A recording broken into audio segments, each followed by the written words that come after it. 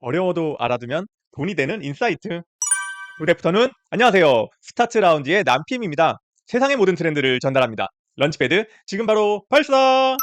이번 주 핫한 트렌드 키워드 바로 비트코인. 지금 투더문 하고 있는 비트코인에 대한 이야기입니다. 드디어 비트코인이 다시 10만 불을 돌파했습니다. 일단 모두 박수.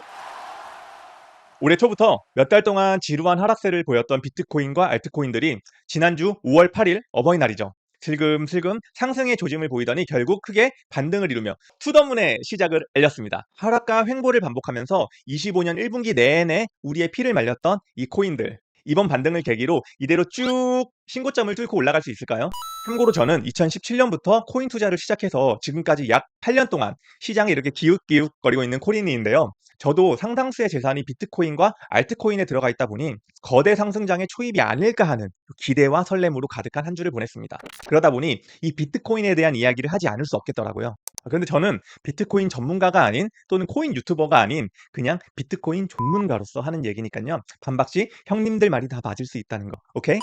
제가 오늘 할 이야기는 제가 비트코인으로 경제적 자유를 이루었다도 아니고요. 비트코인으로 당신도 부자 될 수 있다도 아니고, 비트코인을 무조건 매수하라도 아닙니다. 당연히 투자 추천 아니고요. 어떤 이야기를 할 거냐면요. 첫째, 비트코인과 블록체인이 어떻게 탄생하게 되었고 어떤 히스토리와 함께 지금까지 오게 되었는지에 대해 말씀드릴 거고요. 그리고 비트코인과 각종 알트코인이 어떤 차이를 갖고 있는지, 또 어떻게 쓰이고 있는지에 대해 말씀드리려고 합니다.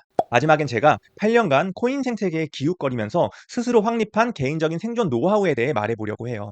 참고로 저는 비트코인 맥시멀리스트, 비트코인 상승론자입니다. 오늘 말씀드리는 내용들이 비트코인의 너무 긍정적인 면에 치중되어 있을 수 있다는 점 감안하시고 들어주세요.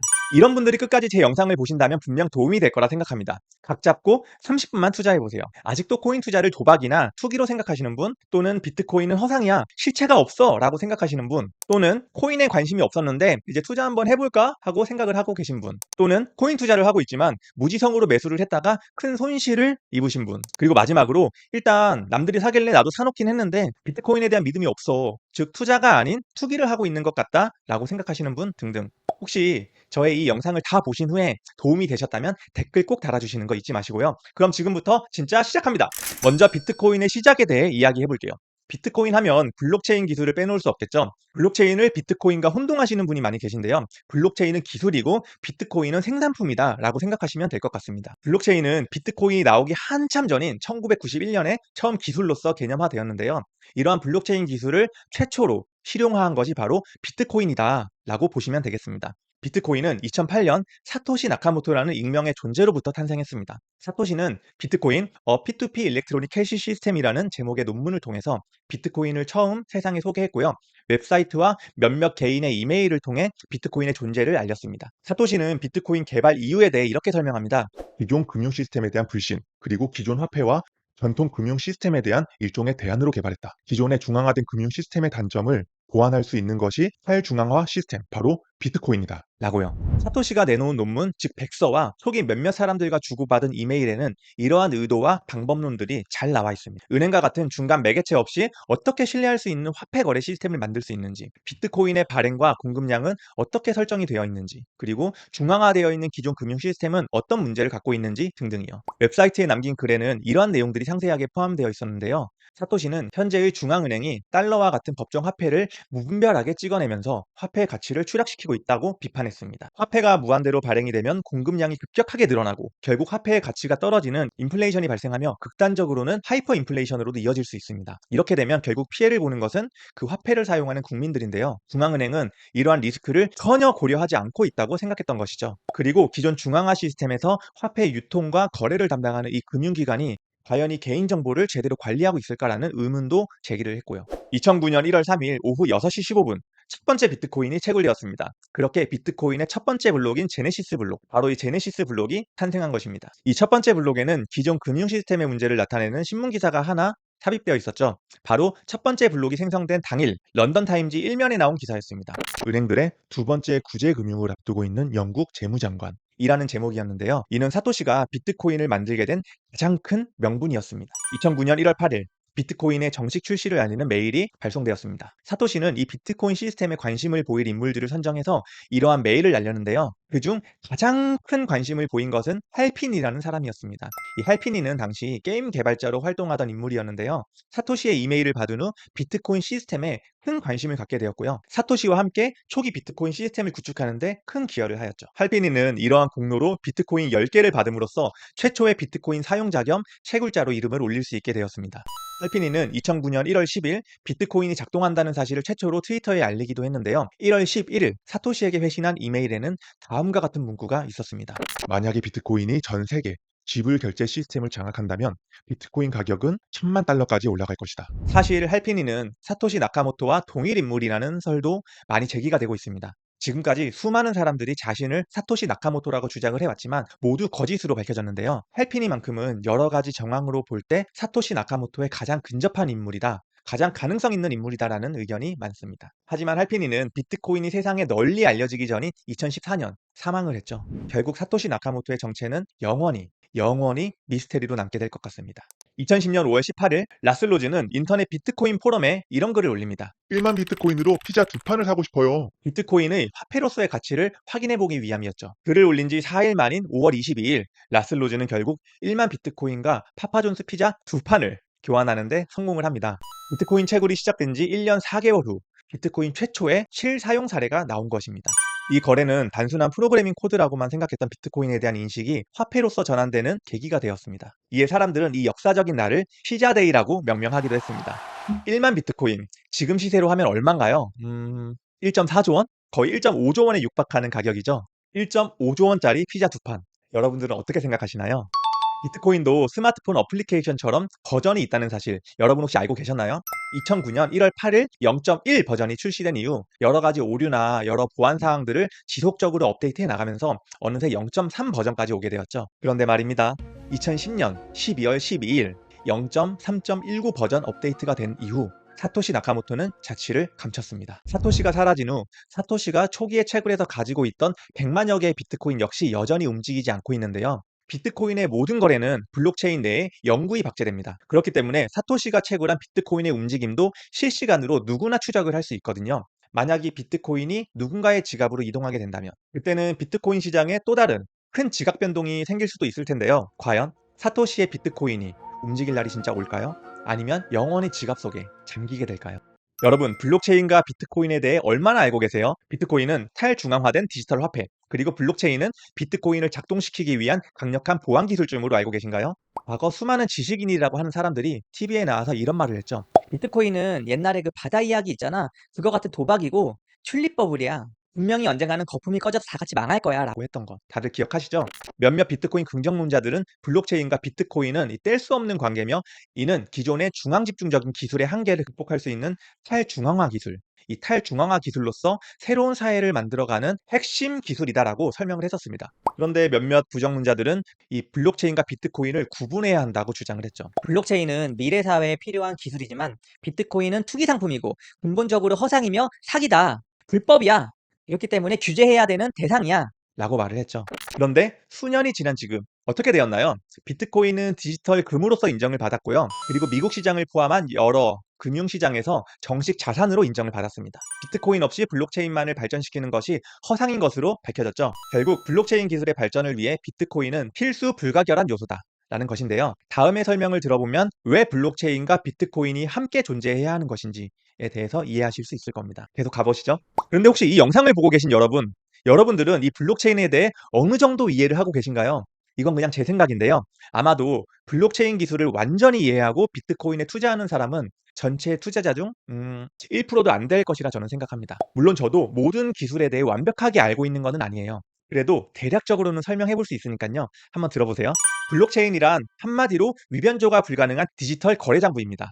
은행에서 계좌이체와 같은 금융거래를 하면 은행의 서버 안에 있는 여러 장부 안에 그 거래 기록들이 남습니다. 이 기록은 은행의 관리하에 장기적으로 보관이 되겠죠. 그런데 만약 은행의 시스템이 해킹을 당하거나 오류가 난다면 또는 은행 내부자 중 누군가가 조작을 한다면 나의 자산은 어떻게 될까요? 실제로 몇 년 전 농협에서 해킹으로 인한 한 개인의 예금 약 1억 원 정도가 무단으로 인출된 사고가 있었는데요. 이처럼 중앙화된 시스템은 여전히 보안에 취약할 수밖에 없습니다. 하드웨어적인 리스크, 소프트웨어적인 리스크, 그리고 휴먼 리스크까지 실제로 많은 위험이 존재하고요. 실제로도 많은 사고가 전 세계에서 발생하고 있죠. 블록체인은 이러한 중앙화된 시스템의 한계를 극복해냈습니다. 위 변조의 가능성을 거의 제로로 만들어 버렸는데요. 어떻게 그게 가능했던 것일까요? 이걸 이해하기 위해서는 블록체인의 구조부터 알아야 합니다. 블록체인은 거래를 기록할 수 있는 장부 역할을 하는 블록과 그 블록과 블록을 연결시켜주는 체인, 그리고 블록 안에 기록들을 암호화시킬 수 있는 해시로 구성되어 있습니다. 대체 블록이 뭐고 또 체인은 뭐고 해시는 뭐야? 그게 뭔데? 라고 생각하고 계시겠죠? 일단 블록은 거래 기록을 입력하는 거래 장부라고 말씀드렸습니다. 그리고 그 블록과 블록을 이어서 연속성을 만들어주는 것이 체인이 되겠죠? 그런데 이때 블록 내에 거래 기록을 그냥 숫자와 영어, 한글 등의 문자로 입력하지는 않을 겁니다. 보안에 있어서 가장 필수적인 것이 어떤 내용들을 그대로 보여지게 저장하는 것이 아니라 암호화하여서 그냥 봤을 때 해석할 수 없는 코드로 입력을 해놓는 것인데요. 그래야 이번 SK텔레콤 사태처럼 개인정보가 이렇게 유출되어서 문제가 되지 않을 테니까요. 여기서 이 일반 숫자와 문자들을 암호화한 값으로 변환시켜주는 것이 바로 해시입니다. 바로 해시함수라고 하죠. 비트코인의 블록체인에서는 SHA-256 함수를 사용합니다. 미국 국가안보국에서 설계한 암호 알고리즘인데요. 어떤 길이의 문장도 이 해시 함수를 거치게 되면 256비트 수의 고정된 출력값이 나오고요. 입력값이 아주 조금만 변해도 완전히 다른 출력값으로 변환되는 특징이 있습니다. 그리고 여기 그림에 표현된 것처럼 반방향 알고리즘이라고 해서 원본 텍스트가 한번 해시 함수를 거쳐서 해시 값이 출력이 되게 되면 이 해시 값은 다시 원본 텍스트로 돌릴 수 없는 특징이 있습니다. 이해가 잘 안 가시죠? 오렌지를 한번 예로 들어볼게요. 여기 오렌지가 하나 있습니다. 이 오렌지를 믹서기라는 해시 함수에 넣었어요. 그리고 믹서기를 막 돌리면 어떻게 될까요? 오렌지 주스가 나오겠죠? 그런데 이 오렌지 주스를 다시 오렌지로 만들 수 있을까요? 당연히 없습니다. 믹서기에 한 번 갈린 오렌지는 다시 원상복구될 수 없어요. 해시 함수도 마찬가지입니다. 한 번 암호화된 기록은 다시는 되돌릴 수 없습니다. 즉, 블록체인 내에 입력된 원본 기록을 수정하거나 조작할 수 없다는 말이 되겠죠. 블록의 구조를 좀 더 자세히 뜯어볼게요. 여기 제가 가상으로 넘버링한 블록이 있습니다. 넘버 1 블록과 넘버 2 블록 보이시죠? 먼저 넘버 1 블록을 볼게요. 블록은 크게 세 부분으로 구분인데요. 첫째, 블록 해시. 64자리로 된 문자열인데 블록의 고유한 지문 같은 거라고 보시면 됩니다. 그리고 둘째, 블록 헤더인데요. 이 블록의 기본 정보들이 입력되어 있죠. 비트코인의 버전, 이전 블록의 해시, 시간을 나타내는 타임스태프, 채굴 난이도, 머클루트, 논수 값 이런 것들이 포함되어 있습니다. 여기서 아마도 머클루트나 채굴 난이도, 논수가 대체 뭔데? 라고 생각하실 것 같아요. 머클루트에 대해 먼저 알려드릴게요. 머클루트를 설명하려면 블록 바디에 대해 알아야 합니다. 블록 구성의 3요소 중 세 번째, 바로 블록 바디인데요. 거래 기록을 포함한 여러 기록들이 저장되는 곳이라고 보시면 될 것 같습니다. 블록 바디 안에는 블록이 생성되기 전까지 발생한 수많은 기록들이 입력되거든요. 예를 들면 채굴자에게 채굴 보상으로 3.125 비트코인을 전송했다는 내역, 그리고 A가 B에게 1 비트코인을 전송한 내역, 또는 D가 C에게 0.5 비트코인을 전송한 내역, 이런 것들이죠. 그런데 이런 많은 거래 기록들이 쌓이다 보면 어떻게 될까요? 해당 내역들의 진위 여부를 검증하는 속도가 느려지게 됩니다. 그래서 각각의 내역들을 묶어서 데이터의 양을 간소화시키는 작업을 해야 하는데요. 쉽게 말해 블록 바디에 무수히 쌓여있는 서류 더미들의 요약본을 만드는 일이라고 보시면 될 것 같습니다. 이런 것이죠. 무수히 많은 거래 기록들을 이렇게 모으고 추려서 하나의 최종 요약본을 만드는 것. 이러한 작업을 통해 최종적으로 도출된 것이 바로 이 머클루트입니다. 즉, 수많은 기록들의 한 줄 요약, 그 한 줄 요약본이 머클루트다라고 생각하시면 될 것 같습니다. 이 머클루트는 아까 말씀드렸다시피 한 줄 요약본으로 블록 헤더의 기록이 되게 됩니다. 그럼 그 다음 논수에 대해 설명을 해야 할 것 같아요. 논수를 설명하려면 채굴의 개념을 알아야 합니다. 비트코인 채굴이라는 말 다들 들어보셨죠? 금광에서 이렇게 금을 캐는 작업을 채굴이라고 하잖아요. 블록체인에서는 새로운 블록을 만드는 작업, 그것을 채굴이라고 합니다. 블록체인은 새로운 블록을 만들 때 채굴자들에게 아주 어려운 퍼즐을 풀도록 요구를 하는데요. 예를 들면 이런 거예요. 이번 블록의 해시 값이 특정 조건과 일치하도록 만들어라. 이런 문제가 나오는데요. 여기서 말하는 특정 조건은 예를 들면 앞자리가 000000, 6자리의 0으로 시작하는 문자열을 만들어라, 이런 것들이에요. 이때 블록 헤더 안에 들어있는 이전 블록 해시나 머클루트, 즉 거래 데이터 등과 같은 값들은 이미 고정값입니다. 변경할 수 없는 값이라는 거죠. 그래서 이 값과 함께 임의의 변수를 더해서 문제로 나온 해시 값을 맞춰보는 과정을 계속 반복해야 합니다. 여전히 이해가 잘 안 가시죠? 우리 일상 속에서 숫자 4자리 비번을 가진 자물쇠를 풀려고 하는데 비번을 모른다면 어떻게 할 수 있을까요? 0000, 0001, 0002, 0003부터 9999까지 이렇게 하나하나 다 눌러볼 수 있잖아요. 이렇게 하다 보면 시간은 오래 걸릴 수는 있지만 언젠가는 자물쇠를 풀 수 있게 됩니다. 블록체인 역시도 이 변수값을 찾기 위해, 즉 비번을 풀기 위해 이런 노가다와 같은 작업을 반복하는 거예요. 컴퓨터가 초당 수십억 번씩 변수값을 바꿔가면서 문제의 답을 찾아 나가게 됩니다. 아마 전 세계의 수많은 채굴자들이 이 답을 찾기 위해서 컴퓨터를 돌리겠죠. 그러다가 전 세계에서 가장 먼저 그 답을 찾은 컴퓨터, 즉 가장 먼저 그 답을 찾은 채굴자가 보상으로 비트코인을 받게 되는 것, 이것이 바로 채굴인 것이고요. 최종적으로 찾아낸 그 비번, 즉 그 변수가 바로 논스라는 것입니다. 뭐라고 하는지 하나도 못 알아들으시겠죠? 뭐 못 알아들으셔도 괜찮습니다. 그래도 조금만 더 힘내서 한번 들어보자고요. 어려워도 듣다 보면 돈이 되는 인사이트라니까요. 마지막으로 채굴 난이도입니다. 비트코인 시스템은 평균적으로 약 10분마다 하나의 블록이 만들어지도록 설계가 되어 있습니다. 그런데 채굴자들의 컴퓨터 성능이 좋아져서 계산 속도가 빨라진다면 어떻게 될까요? 블록 생성 기간이 10분보다 짧아지겠죠? 반대로 채굴자들의 수가 줄어들게 되면 또 블록 생성이 느려지기도 합니다. 그렇기 때문에 이 10분이라는 간격을 맞추려고 비트코인 네트워크는 약 2주마다 자동으로 난이도를 조정하게 됩니다. 채굴 속도가 빨라졌다? 그러면 난이도를 올려서 퍼즐을 더 어렵게 만들고요. 채굴 속도가 느려졌다? 그러면 난이도를 역시 낮춰서 퍼즐을 더 쉽게 만드는 것입니다. 이 덕분에 비트코인 네트워크는 채굴자가 많든 적든 컴퓨터가 빠르든 느리든 항상 평균적으로 10분에 하나의 블록을 만들 수 있게 됩니다. 자, 요약 정리 한번 해볼게요. 비트코인 채굴이란 채굴 컴퓨터가 특정 조건에 맞는 논스값, 즉 특정 변수를 찾는 행위라고 보시면 되고요. 어떤 컴퓨터가 1등으로 논스값을 찾았을 때 그에 따른 보상이 바로 비트코인으로 주어지는 것입니다. 이어서 다음 블록으로 가기 위한 체인이 생성된다고 보시면 될 것 같습니다. 그리고 다음 블록이 만들어지면 좀 전에 말씀드렸던 그 과정들이 똑같이 진행되는 것이고요. 이게 반복되면서 비트코인 생태계가 돌아간다. 이렇게 정리할 수 있겠습니다. 여전히 이해가 안 되시나요? 그럼 그냥 넘어가자고요. 블록체인 기술의 핵심은 바로 위조 방지 기술입니다. 블록 바디 안에 여러 가지 거래 기록들이 입력이 되는데요. 만약 해커가 해킹을 해서 과거에 자기가 받은 1비트코인을 100비트코인으로 조작을 한다면 어떻게 될까요? 블록체인은 이미 지나간 블록의 내용이 바뀌는 순간 그 다음에 생성된 여러 블록들의 해시가 모두 바뀌게 됩니다. 이렇게요. 제가 엑셀로 만든 게 있는데 한번 예시를 보여드릴게요. 여기 엑셀로 제가 가상의 블록체인을 한번 만들어 봤습니다. 블록 0부터 1, 2, 3, 4 이렇게 쭉 블록들 나열된 거 보이시나요? 이미 이렇게 생성이 완료된 블록 중 하나의 거래 기록을 한번 바꿔보겠습니다.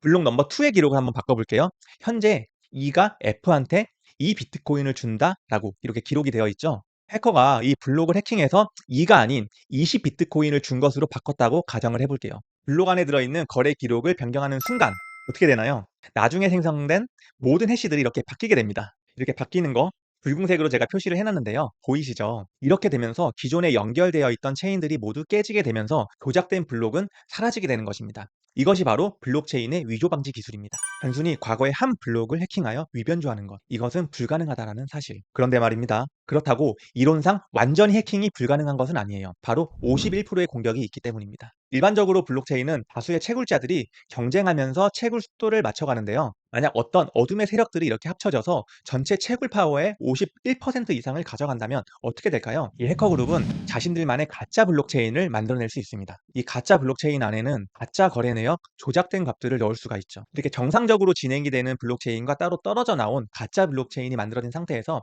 해커 그룹이 정상 그룹보다 다음 블록을 더 빨리 생성해 나간다면 어떻게 될까요? 블록체인 시스템은 가장 긴 체인, 즉 여러 개의 체인이 있더라도 더 빨리 생성된 체인을 공식적으로 인정을 합니다. 즉 가짜 블록이라고 하더라도 다음 블록을 더 빨리 만들어낸다면 그게 진짜가 되어버리는 것이죠. 해커 그룹, 즉 공격자의 블록체인이 진짜로 인정받는 순간 기존의 정직한 블록체인은 폐기가 돼버립니다. 이게 바로 51% 공격입니다. 그런데 말입니다. 현재의 비트코인, 이 51%의 공격에서 안전한 걸까요? 비트코인의 가격과 채굴 비용이 낮았던 초기 시장에서는 가능했을지도 모르겠습니다. 그런데 현재 비트코인의 시총이 약 3천조 원에 근접해 있고요. 채굴 비용도 비트코인 개당 약 7천만 원에서 1억에 근접해 있거든요. 이런 상황에서 51%의 공격을 하기 위해서는 약 27조 원, 약 27조 원의 비용이 든다고 해요. 그리고 또 하나, 51%의 공격을 했을 때의 기대 수익률도 2.5%에 불과하다는 계산 결과가 나온다고 합니다. 이러한 수치로 봤을 때 51%의 공격이 이제는 의미가 없는 상황이 되었다라고 보시면 될 것 같습니다. 그런데 여기서 질문. 아니 남PM아, 그럼 얼마 전에 북한이 해킹해서 코인 싹쓸이 해간 건 뭐야? 아 맞아요. 북한일 것으로 추정되는 해커 조직이 얼마 전에 엄청난 양의 코인을 해킹하는 데 성공했었죠. 그런데 사실 이거는 코인의 블록체인을 해킹한 것이 아니라는 사실. 그럼 뭔데?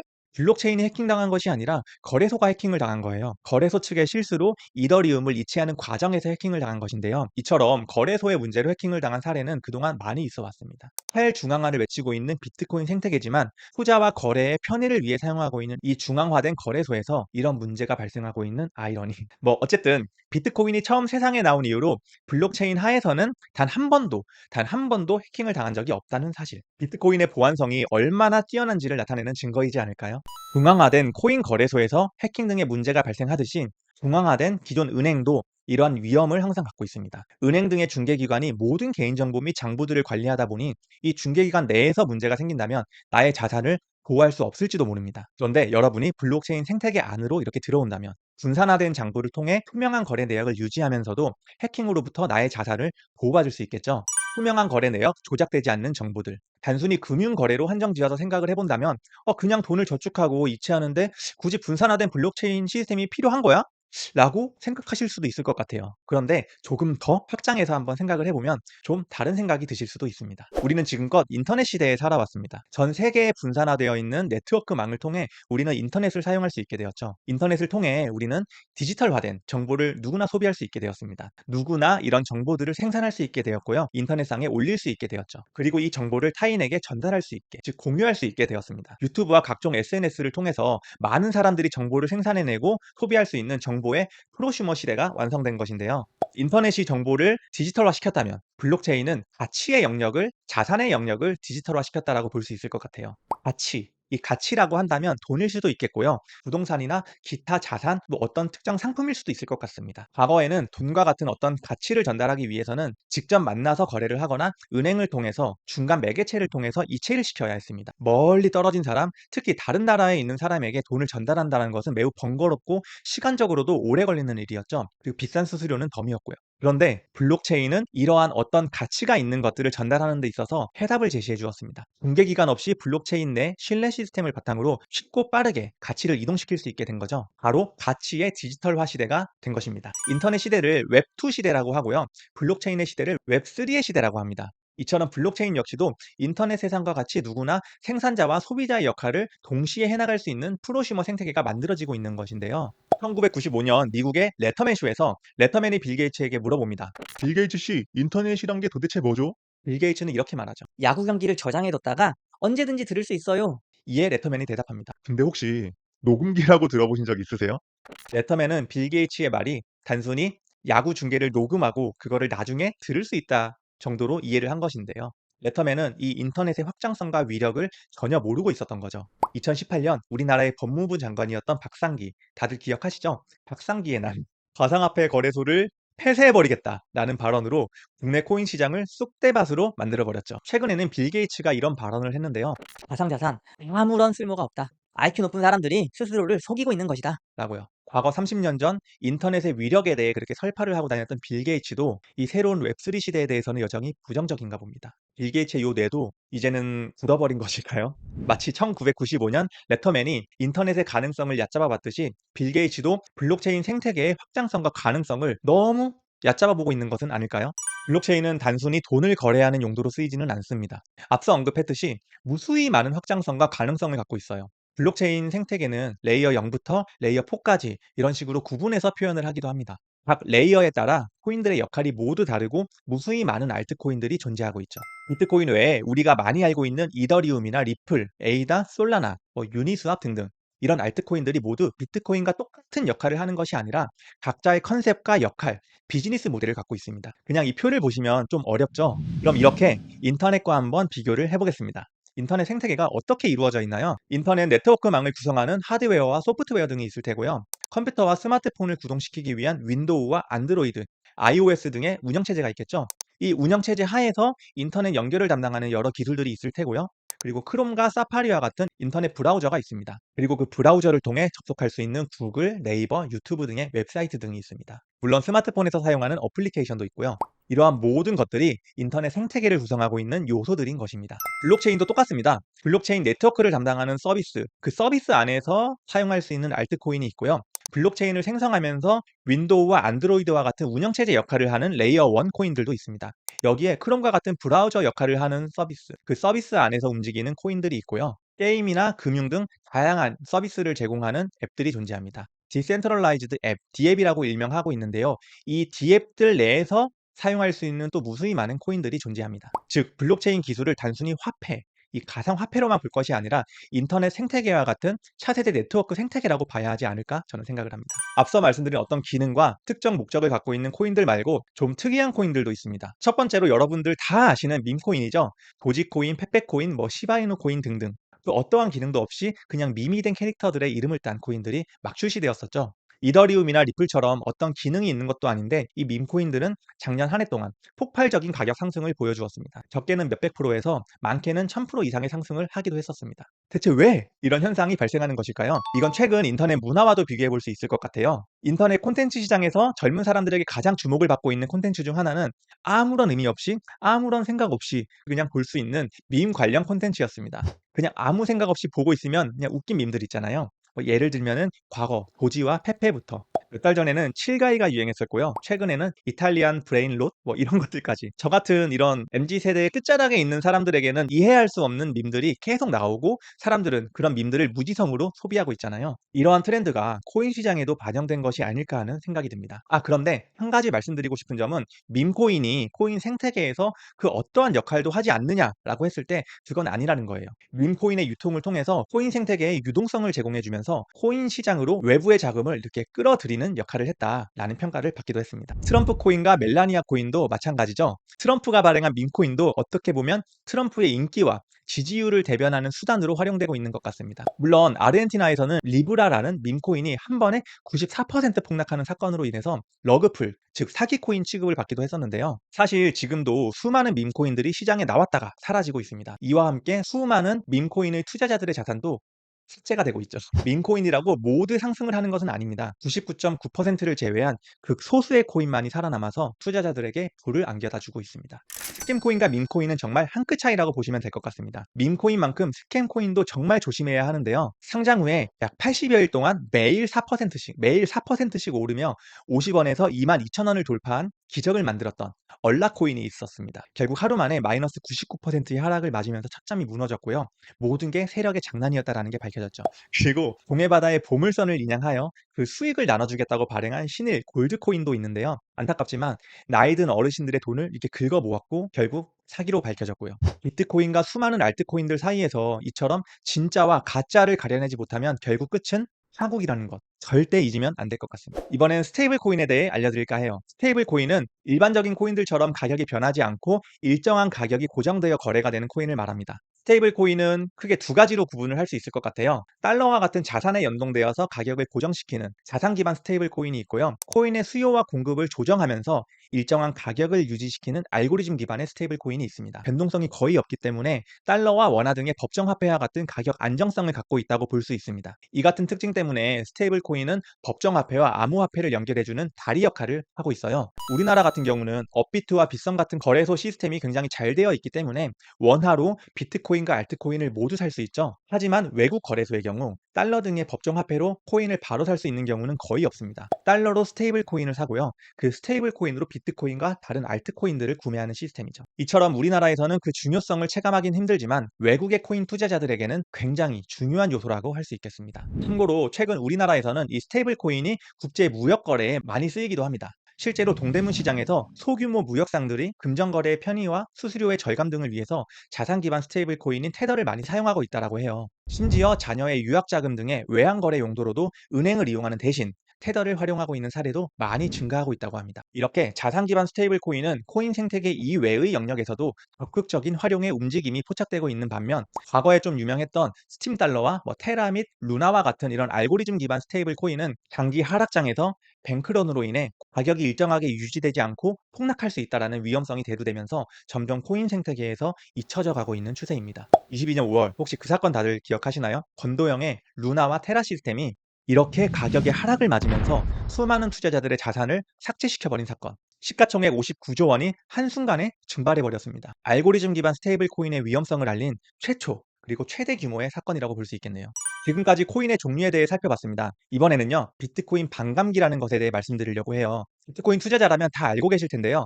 4년 주기 반감기 사이클. 비트코인은 채굴 보상이 4년 주기로 절반씩 줄어들게 되어 있는데요. 이로 인해 4년 주기로 신규 발행량, 즉 공급량이 절반으로 감소하게 됩니다. 수요와 공급의 법칙이 있잖아요. 비트코인의 수요가 일정하다면 공급량의 감소와 함께 가격은 증가할 수밖에 없습니다. 실제로 4년 주기로 이 반감기 사이클을 거쳐오면서 한 번도 빠짐없이 가격 상승이 동반되었어요. 심지어 매 사이클이 지날 때마다 수요도 폭발적으로 증가하면서 그 어떤 자산군보다 높은 상승률을 보여주고 있습니다. 제가 좀 전에 매 사이클마다 이렇게 비트코인의 수요도 계속 증가했다고 말씀드렸잖아요. 그럼 과연 누가 그렇게 비트코인을 사왔던 것일까요? 여기 한번 제가 사이클별 주요 투자자들을 정리해봤어요. 2013년 사이클에서는요, 매수의 주체는 대부분 개인 투자자들이었습니다. 개인 투자자 중에서도 일반적인 대중보다는 코인 개발자들이나 관련 업계 종사자, 그리고 소수의 얼리어답터만이 비트코인의 존재를 알고 거래를 하고 있었죠. 국내에서는 2014년에 빗썸이라는 거래소가 생기면서 개인 투자자들이 점점 유입되기 시작했습니다. 2017년 사이클에 접어들면서 소수의 얼리어답터나 개발자들이 아닌 일반적인 개인 투자자들이 크게 증가하기 시작합니다. 해외에서는 바이낸스, 국내에서는 업비트라는 거래소가 운영을 시작하면서 이런 개인 투자자들의 유입이 시작된 건데요. 이때를 기점으로 비트코인의 투기 열풍이 불게 되었습니다. 17년도 말에는 자고 일어나면 돈이 복사되어 있는 그런 폭발적인 상승장이 왔었는데요. 지금 생각해보면 정말 무질서한 투기장이었지 않았나라는 생각이 듭니다. 옆에 친구가 2배 벌었다는 말에 나도 따라서 그냥 매수하고, 단지 코인 이름이 이쁘다라고 매수하고, 에어드랍을 준다고, 보너스를 준다고 매수하고, 또 어디 유명한 회사와 협업한다라는 소문에 매수하고 등등등, 어떤 근거와 사실 확인도 없이, 즉 팩트 체크 없이 그저 매수 버튼만 눌러대는 사람들이 굉장히 많았어요. 물론 저도 그랬고요. 결국 이 무질서한 투기의 끝은 절망이었습니다. 닭상기의 난을 시작으로 그것이 알고 싶다와 수많은 공중파 프로그램에서 비트코인은 사기다! 라는 주제로 방송을 내보냈거든요. 그러다 보니 이 비트코인 시장과 투자자들이 버틸 수가 없었습니다. 18년도가 되면서 비트코인은 반토막이 났고요. 알트코인은 반의 반의 반토막이 나면서 마이너스 90%를 찍은 코인들이 수도 없이 나타났어요. 그렇게 개인 투자자의 투자금도 증발해버렸고요. 저도 이때 에이다라는 코인을 매수했다가 마이너스 90%를 보고 오기도 했답니다. 2021년도 사이클에는 어떤 변화가 있었을까요? 17년도에 무지성으로 투자했던 개인 투자자들이 똑똑해져서 돌아왔습니다. 4년간 비트코인 생태계를 떠나지 않고 꿋꿋이 버텨가며 살아남았던 그 투자자들, 그 개미 투자자들이 이 시장을 이끌어 갔는데요. 지난 사이클에서처럼 무질서한 투기장이 아닌 나름의 이유와 나름의 근거를 바탕으로 투자를 하는 사람들이 많아졌고요. 덕분에 수많은 코인 백만장자들이 나오기 시작한 시기였습니다. 개인 투자자들은 확실한 신뢰 기반으로 이 생태계의 확장을 믿고 투자하는 경우가 많았다면, 기관 투자자, 즉 기업의 입장에서는 여전히 시장을 신뢰하지 못하고 눈치 게임을 하고 있는 상황이었던 것 같습니다. 21년 초 미국에서 비트코인 선물 ETF가 승인되면서 비트코인이 금융시장에 편입되었고, 일론 머스크의 테슬라와 마이클 세일러의 마이크로 스트래티지가 적극적인 기관 투자자로서 이 시장에 진입을 했지만, 대다수의 기업들은 여전히 이 시장에 대해서 부정적이었습니다. 그 다음 사이클 25년도, 지금 현재는 어떻게 되었을까요? 24년 1월 역사적인 비트코인 현물 ETF가 미국에서 출시가 되었는데요. 이때를 기점으로 이 눈치 게임만 벌이던 기관들의 유입이 대거 시작되었습니다. 블랙록 등의 거대 자산 운용사에서 출시한 비트코인 현물 ETF는요, 과거 금 ETF가 출시되었을 때보다 더 높은 흥행을 기록했고요. 미국의 많은 기업들이 비트코인 보유량을 지속적으로 늘려왔죠. 비트코인 시장이 개인 주도 시장에서 기관 주도의 시장으로 바뀐 것입니다. 트럼프 미국 대통령과 제롬 파월 연준 의장, 그 외 여러 미국의 인사들이 비트코인과 함께 주요 알트코인들을 매우 중요한 자산으로 인정하는 발언을 아끼지 않았습니다. 기관들의 대거 유입과 함께 이제는 미국을 시작으로 한 국가 단위의 비트코인 시장 진입이 기대되는 시점이 된 것입니다. 이렇게만 된다면 다음 사이클에는 분명 기관들과 함께 국가가 주도하는 시장이 될 것이라고 저는 생각을 하는데요. 미국 트럼프 정부는 벌써부터 비트코인을 전략적 준비 자산으로서 인정하는 분위기이고요. 영국도 비트코인 보유에 굉장히 긍정적입니다. 경제 대국들뿐만 아니라 엘살바도르와 부탄과 같은 국가들도 비트코인을 통해서 국가 재정의 안정성을 도모하고 있습니다. 다시 요약하자면 17년도는 개미들의 무질서한 투기장이었다면, 21년도는 똑똑한 개인 투자자들이 주도하고 기관들은 초기 탐색을 하며 눈치 게임을 했던 시장, 그리고 현재 25년도는 기관들이 주도하고 각 국가의 정부들이 초기 탐색을 하며 눈치 게임을 하고 있는 시장, 그리고 다음 사이클인 29년도는 기관들과 함께 각국의 정부가 주도하는 시장, 이렇게 정리할 수 있을 것 같습니다. 이제부터는 제가 17년도부터 코인 투자를 해오면서 보고, 듣고, 느끼고 배운 점들을 바탕으로 코인 투자를 어떻게 하면 좋을지, 어떻게 해야 이 시장에서 오래 살아남을 수 있을지에 대해 말해보고자 합니다. 트럼프발 관세 정책이나 기준 금리 등의 매크로 지표도 참고해야 하지만, 저는 오늘 이런 외부적인 요인보다는 비트코인이 갖고 있는 이 내부적 요인에 집중해서 말씀을 드리려고 해요. 첫 번째 생존 노하우는 바로 비트코인 반감기 사이클의 올라타기입니다. 아까 비트코인 반감기 사이클에 대해 제가 계속 설명을 드렸었잖아요. 비트코인은 일반 주식 투자나 부동산 투자 등과는 다르게 이 4년 단위의 일정한 사이클이 존재합니다. 반감기에 기반한 이 사이클을 바탕으로 투자를 하는 것, 바로 이 4년 주기 사이클의 올라타기, 코인 투자의 기본이라 할 수 있겠습니다. 수요는 증가하고 공급량은 감소할 때 가격은 상승한다라는 진리는 비트코인 생태계에서도 여전히 유효합니다. 비트코인은 인플레이션이 아닌 디플레이션 자산입니다. 중앙은행이 화폐를 무한대로 발행하는 것과는 달리 비트코인은 공급량이 한정되어 있죠. 따라서 시간이 지남에 따라 이 희소성이 점점 커지고요. 이는 가격 상승 요인으로 작용할 수 있습니다. 그리고 얼마 전 제롬 파월 연준 의장이 비트코인은 금의 경쟁 자산이다. 라는 말을 했었는데요. 이처럼 비트코인은 디지털 골드, 디지털 금으로서 인플레이션 해치, 즉 물가 상승의 방어 자산으로서의 역할을 기대해 볼 수도 있지 않을까 생각합니다. 지금까지 4번의 사이클 동안 반감기와 가격 상승의 상관관계는 거의 유사한 형태로 나타나고 있습니다. 과거 데이터를 쭉 보면 반감기 후 약 1년 동안 가격이 급등하는 경향이 있는 것을 보실 수 있는데요. 이러한 과거의 패턴이 미래에도 똑같이 반복될 것이라는 100%의 보장은 없습니다. 그래도 확률적으로 봤을 때 다음 반감기 사이클에도 유사한 상승 패턴을 보이지 않을까 생각을 하는 것입니다. 다음 비트코인 반감기는 2028년에 옵니다. 채굴 보상이 3.125개에서 약 1.6개로 줄어들게 되죠. 공급과 수요에 따라 가격은 지금보다 훨씬 높게 형성되어 있을 가능성이 높습니다. 그리고 더 시간이 지나서 인플레이션이 0에 가까워지면 가까워질수록 비트코인은 지금의 골드, 금처럼 장기적으로 가치 저장 수단이 되어 있을 거예요. 2140년 이후에는 더 이상 이 비트코인이 발행되지 않는 시대가 오는데요. 그때가 된다면 이 비트코인의 희소성이 더 극대화되어 있지 않을까요? 물론 그때쯤 되면은 저는 이 세상에 없을 것 같지만요. 두 번째 생존 노하우는 비트코인 현물 ETF 호재의 올라타기입니다. 비트코인 반감기 사이클이 코인의 신규 공급량을 줄이는 역할을 한다면 현물 ETF는 비트코인의 수요를 증가시키는 역할을 합니다. 수요가 증가한다면 당연히 장기적인 가격은 상승하겠죠. 2024년 1월 미국에서 최초로 비트코인 현물 ETF가 승인되었잖아요. 블랙록의 경우 비트코인 ETF 출시 11개월 만에 자산 규모 500억 달러를 돌파하면서 역사상 가장 성공적인 데뷔라는 업계 신기록을 달성했습니다.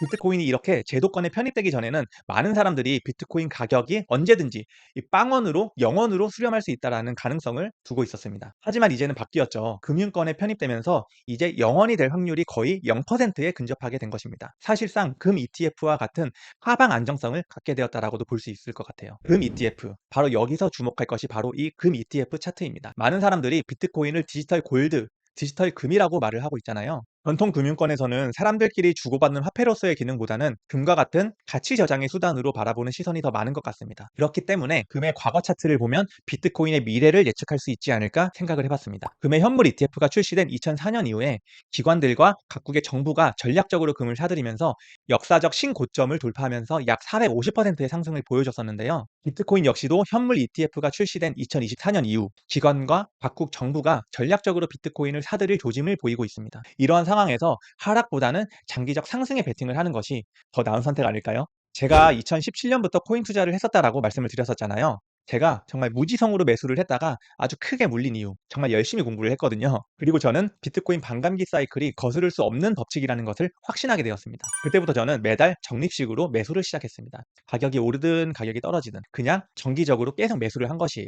그렇게 3년 동안 매수만 했습니다. 그러다 보니 어느새 마이너스 90%의 손실은 수익권이 되어 있었고요. 결국 입절을 할 수 있었습니다. 그리고 또 저는 22년부터 다시 매수를 시작했고요. 그때부터 기회가 될 때마다 계속 코인들을 모아왔습니다. 무려 3년 동안 말이죠. 이번 사이클에는 좀 고민이 있었어요. 비트코인 반감기를 따른다면 올해 고점을 찍고 내년부터는 또 단기 하락장에 들어갈 가능성이 높은데 저번 사이클과는 달리 이번 사이클은 비트코인 ETF로 인해 기관들의 자금이 계속 들어오고 있잖아요. 그럼 저번 사이클과 같은 하락이 안 올 수도 있지 않을까? 라는 생각이 들더라고요. 그래서 곰곰이 생각을 해봤는데 제가 내린 결론은 이거였습니다. 장기적으로는 비트코인 ETF의 힘을 믿고 상승에 베팅을 해야 하는 것이 맞지만 중단기적으로는 반감기 사이클에 따라 하방 압력이 더 강할 가능성이 높다라는 것. ETF와 같은 그 어떠한 호재도 반감기 사이클의 상승과 하락 패턴을 이길 수 없다라는 생각이었습니다. 그렇기 때문에 저는 3년 적립식 매수 그리고 1년 분할 매도 전략을 여전히 고수할 생각입니다. 사실 이건 투자 초보들에겐 가장 쉽고도 가장 안전한 방법이라고 할 수 있을 것 같아요. 이 세상 그 누구도 코인들의 저점을 알 수 없고요. 그 누구도 코인들의 고점을 알 수 없습니다. 발바닥에 풀 매수해서 정수리에 풀 매도하는 것은 로또 1등보다도 더 어려운 것이기 때문에 그냥 허벅지쯤에 사서 요 가슴쯤에서 매도한다라는 생각으로 투자를 하시는 것을 저는 추천드리겠습니다. 반감기 전후로 3년 동안 적립식 매수를 한다면 매수 평단가는 허벅지쯤에 맞춰질 가능성이 높고요. 반감기 1년 후부터 약 1년간 분할 매도를 한다면 매도 평단가는 가슴쯤에 맞춰질 가능성이 높거든요. 투자를 해보신 분들은 아시겠지만 매수는 정말 쉽습니다. 운 좋게 저점을 잡을 가능성도 있어요. 그런데 매도가 정말 어렵습니다. 매도가 어려운 이유는 바로 욕심 때문이죠. 저도 욕심 때문에 적절한 가격에 매도를 잘 못해요, 사실. 가격이 더 올라갈 것 같은 그 불안감 때문이죠. 여러분이 이 코인 생태계에서 수익을 내시려면은 매도를 정말 잘하셔야 합니다. 매도를 잘하기 위해서는 욕심과 미련 등의 감정을 내려놓고 기계적으로 움직여야 한다고 생각합니다. 물론 저도 그게 잘 안 되는 게 문제지만요. 제가 두 번의 비트코인 사이클을 경험한 결과 비트코인은 하이먼 민스키 모델을 아주 잘 따르는 차트를 보여줍니다. 인간의 심리가 가장 적나라하게 반영되는 시장이 바로 이 비트코인 시장인데요. 매번 사이클을 거쳐오면서 정말 귀신같이 하이먼 민스키 차트가 만들어지더라고요. 이번 사이클 역시 다르지 않을 거라고 저는 생각을 합니다. 언론 보도가 증가하고 유튜브에 코인 관련 콘텐츠들이 쏟아지기 시작할 겁니다. 코인 유튜브의 구독자와 조회수가 떡상할 거고요. 회사를 가도 식당을 가도 버스를 타도 코인 이야기를 하거나 업비트 차트를 보고 있는 사람들이 자주 눈에 띌 겁니다. 인터넷 게시판이나 카톡에는 자신의 수익을 캡처해서 인증하는 사람들이 많아질 거예요. 이게 바로 코인의 매도 시그널입니다. 초보분들은 이때 매수 버튼을 누르는 경우가 많을 거예요. 하지만 그동안 저점에서 계속 매수를 해온 똑똑한 개미들과 기관들은요, 이미 큰 수익권에서 매도 준비를 하고 있을 가능성이 높습니다. 혹시 여러분은 이제 와서 매수를 준비하고 계신가요? 아니면 이미 수익권에서 매도를 준비하고 계신가요? 마지막으로 모두가 알고 있지만 대부분이 지키기 힘든 로우 리스크 포트폴리오를 한번 알려드리겠습니다. 당연한 말이지만 알트코인에 몰빵하는 것은 정말 위험한 짓입니다. 대부분의 사람들이 이 사실을 알고 있지만 우연히 운 좋게 알트코인의 펌핑 맛을 한번 본 사람이라면 대부분 비트코인보다는 알트코인에 더 손이 갔을 거예요. 저도 사실 비트코인보다는 메이저 알트코인들의 비중이 훨씬 높습니다. 비트코인보다 알트코인의 상승률이 더 높을 것이라는 생각이 있었어요. 그런데 시간이 지나고 지금에 와서 한번 계산을 해보니까 비트코인의 수익률이 가장 높더라고요. 그때서야 알았습니다. 결국 비트코인이다. 투자에 있어서는 비트코인이 메인이 되어야 한다는 것을요. 저 개인적으로는 이번 사이클이 종료된 후 아마도 비트코인 위주로 재투자를 할 것 같습니다. 여기 그림에 표현된 비중대로 포트폴리오를 구성하는 것이 가장 안전하면서도 가장 높은 수익률을 올릴 수 있는 방법이라는 생각이 듭니다. 알트코인과 비트코인, 제가 투자를 위해 고려해야 할 사항들을 여기 적어놨거든요. 한번 살펴보실까요? 먼저 알트코인을 투자하기 위해서 고려해야 할 것들입니다. 저는 알트코인은 스타트업이나 상장회사의 주식과 같은 느낌으로 투자를 해야 한다고 생각합니다. 주인과 운영 주체 없이 탈중앙화되어서 굴러가는 비트코인과는 달리 알트코인의 경우는 운영 주체가 있고요. 재단이나 기업의 주도 하에 굴러가는 경우가 많습니다. 그렇기 때문에 주식처럼 투자를 해야 한다는 거예요. 단기 투자, 일명 단타라고 하죠. 이런 단타의 경우에는 매크로 지표나 차트 매매를 하셔도 크게 문제는 없을 것 같습니다. 하지만 만약에 내가 큰 돈으로 장기 투자를 하겠다라고 마음을 먹었다면 해당 알트코인의 여러 공개된 정보들을 살펴보는 것이 우선입니다. 그 중에서 가장 중요한 것은 토큰, 즉 코인의 유통 정보를 확인하는 것일 것 같아요. 비트코인의 공급과 유통 물량이 가격을 형성하는 것에 중요한 요소잖아요. 알트코인들도 각각의 유통량의 변화를 확인하는 것이 매우 중요합니다. 내가 매수를 한 이후에 신규 발행량, 즉 공급량이 많아진다면 수요와 공급의 법칙에 따라 가격 하락의 가능성이 높아질 수 있기 때문입니다. 내가 투자할 코인의 여러 업데이트 사항이나 개발의 수준, 그리고 다른 기업들과의 파트너십, 벤처 캐피탈 투자 규모와 락업 해제 일정 등도 주기적으로 확인을 해야 합니다. 예를 들어 제약회사의 주식을 투자한다고 가정해보면 해당 제약회사에서 개발하고 있는 신약에 대한 정보나 임상실험 관련 일정 등을 확인하면서 투자를 하시잖아요. 코인도 똑같다라는 거예요. 그리고 다음으로 시대별 트렌드를 읽는 것도 매우 중요합니다. 예를 들면은 23년도에는 AI 붐, 작년에는 민코인 붐이 왔었는데 올해는 어떤 트렌드가 있을지 한번 예측을 해보는 거죠. 이런 식으로 알트코인에 대한 조사가 병행된 후, 즉 공부를 하신 다음에 매수를 하는 것을 적극 권장합니다. 다음으로 비트코인 투자를 위해 고려해야 될 사항인데요. 비트코인은 믿음의 영역입니다. 내가 만약 비트코인의 가능성을 믿는 사람이라면 당연히 장기적으로 베팅을 하는 것이고요. 여전히 비트코인의 가치가 의심된다면 매수를 하지 않는 것이 좋습니다. 만약 내가 믿음이 있고 매수하기로 결정을 했다면 앞서 말씀드렸던 적립식 분할 매수를 꼭 지키시고요. 단기적으로는 사팔사팔하는 이런 단타보다는 장기적 우상향에 올라타는 장기 투자를 하셨으면 좋겠습니다. 마치 금처럼 말이죠. 평생 갖고 간다는 생각으로 비트코인을 모아가는 것도 매우 좋은 자세라고 저는 생각합니다. 혹시 모르잖아요. 20년, 30년 후에 비트코인 한 개가 10억? 아니 100억이 되어 있을지도요. 그리고 현금 비중, 이것도 매우 중요합니다. 다수의 투자자들이 코인 상승장이 오면 수익을 극대화하기 위해서 현금 비중 없이 한 번에 몰빵하는 경우가 많습니다. 이러한 경우 갑작스러운 하락이 왔을 때 멘탈을 잡거나 대응을 하기가 너무 어려워요. 절대 자신의 모든 재산을 몰빵하지 마시고 항상 현금 비중을 어느 정도 유지하는 것을 권장드립니다. 마지막으로 가장 중요한 거 두 가지. 초보자분들은 절대 레버리지를 끌어다가 선물 시장에 들어가지 않으셨으면 좋겠습니다. 정말 고수의 영역이거든요. 시장과 차트를 보는 능력이 있고 강한 멘탈을 갖고 있는 사람들 중에서도 굉장히 소수만이 살아남는 시장이기 때문입니다. 그리고 마지막으로 아무도 믿지 말고 항상 의심하기. 코인 투자를 하시다 보면 각종 코인 관련 커뮤니티 사이트나 유튜브 영상들을 많이 보실 거예요. 근데 사기꾼들이 정말 많습니다. 리딩방이나 코인 구매 대회 등등 항상 주의하시고요. 그 누구라도 의심하는 습관을 들이시길 바랍니다. 마지막 한 줄 요약해 드릴게요. 비트코인은 일시적인 트렌드가 아니다. 시대의 거대한 변화이다. 이 시대의 거대한 변화에 올라탈지 올라타지 않을지는 여러분들이 결정할 문제입니다. 과연 여러분들과 제가 투자한 요 비트코인과 알트코인들이 정고점을 넘어 신고점을 갱신하는 날이 올까요? 올해만큼은 바로 여기 화면 속 이분들 한번 믿어보는 건 어떨까요? 이만 마치겠습니다. 까짜!